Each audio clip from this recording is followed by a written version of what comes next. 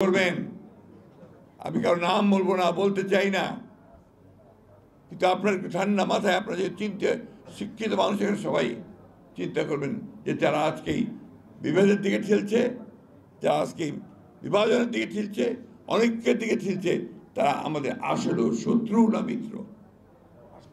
এবার তো সুযোগ এসেছিল সবাই মিলে একসাথে একজোট হয়ে আমরা একটা পরিবর্তন নিয়ে আসি। ছেলেরাও ছিল সামনে, আমরাও ছিলাম, সবাই মিলে আমরা পরিবর্তনটা আনার কাজটা করতে পারি।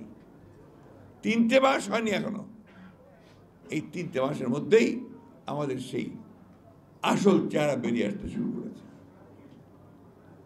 এইরকম চেহারা নিয়ে কোনোদিনই সাফল্য অর্জন করা যায় না। যতই বড় বড় কথা বলি, যতই লম্বা লম্বা বক্তৃতা করি, বিশ্বকে এক করার চেষ্টা করি, হয় না। আমার নিজের ঘরেই যদি আপনার সেই বিভাজন থেকে যায়, বিভেদ থেকে যায়, আমি সেটা কখনোই ঠিক করতে পারবো না। আমি যে প্রশ্নটা আপনাদের সামনে তুললাম তার কারণ আছে। আমি এই কয়েকটা দিনে আমরা খুব চিন্তিত, উদ্বিগ্ন, ভয়াবহভাবে উদ্বিগ্ন। আপনি চিন্তা করতে পারেন ধর্মকে কেন্দ্র করে কি উন্মাদনা শুরু হয়েছে বাংলাদেশে। আপনি চিন্তা করতে পারেন যে মুক্ত স্বাধীন মিডিয়ার জন্য, প্রেসের জন্য, সমাজ মাধ্যমের জন্য আমরা এতদিন লড়াই করলাম, তার অফিস পুড়িয়ে দিচ্ছে। এই বাংলাদেশ তো ভাই আমি দেখতে চাই না, আমিও তো চাই না। আর কি উন্মাদনা, ক্রেজ। কিছু সংখ্যক মানুষ আছেন, আপনাদের সোশ্যাল মিডিয়া আমি দেখি না সহজে, যখন দেখি আতঙ্কিত হয়েছি, পুড়িয়ে দাও, জ্বালিয়ে দাও। চিন্তা করতে পারেন কোন জায়গায় নিয়ে যাচ্ছে বাংলাদেশকে। আমরা কি বুঝি আমাদের ভয়টা কোথায়? আমরা কি বুঝি আমাদের আতঙ্কটা কোথায়? আমরা কি বুঝি আততাই কোথায় ছুরি নিয়ে দাঁড়িয়ে আছে আমাদের পেছনে? বুঝি না।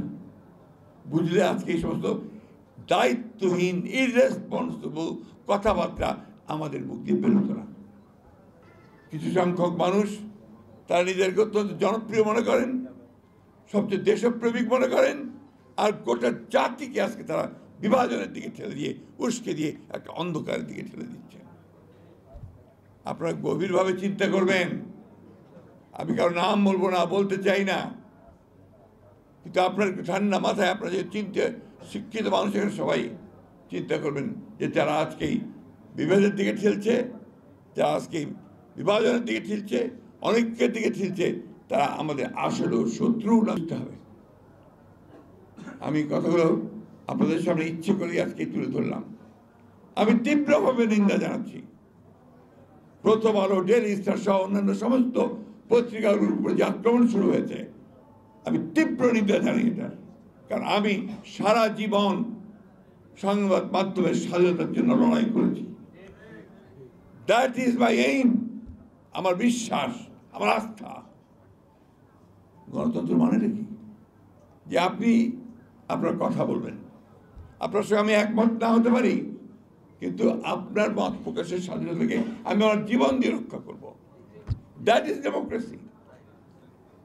আপনি এক ফ্যাসিস্টকে দুৎখাত করেছেন, কারণ সে আমাদের গলা টিপে ধরেছিল, সে আমাদের মেরে ফেলছিল, কথা বলতে দিত না, ভোট দিতে দিত না, হত্যা করেছে, নির্যাতন করেছে। আবার এখন আরেক টাকাটা আছে যে ওকে বলতে দেওয়া যাবে না, ওকে কথা বলতে যাবে না, ওকে নিশ্চিহ্ন করো। হাউ ডু ইউ জাস্টিফাই ইট? কি করে করবেন? আচ্ছা, আপনারা বলেন এইভাবে একটা সমাজকে এগোতে পারে? একজন সাধারণ মানুষ চিন্তা করেন, সে কোনটা নেবে? এদিকে যাবে না ওদিকে যাবে? তাকে বিভ্রান্ত করছি কেন আমরা? এবং দুঃখজনক ব্যাপার কি জানেন, অত্যন্ত উচ্চশিক্ষিত, অত্যন্ত জনপ্রিয় ব্যক্তিদের মুখ দিয়ে আজকাল এই সমস্ত কথা শুনতে পাচ্ছি। That is the worst part. আমি 14-15 বছর ধরে লড়াই করছি, বহুবার জেলে গেছি, যে কোনো সময় আবারও জেলে যাওয়ার জন্য প্রস্তুত আছি, কিন্তু আমি এই বাংলাদেশ দেখতে চাই না। আমি যা বিশ্বাস করি, আমার দল যা বিশ্বাস করে, আমি সেই কথা আমার প্রাণ গেল আমি বলবো। আমি বিশ্বাস করি লিবারেল ডেমোক্রেসিতে, উদারপন্থী গণতন্ত্রে, আমি বিশ্বাস করি মানুষের স্বাধীনতায়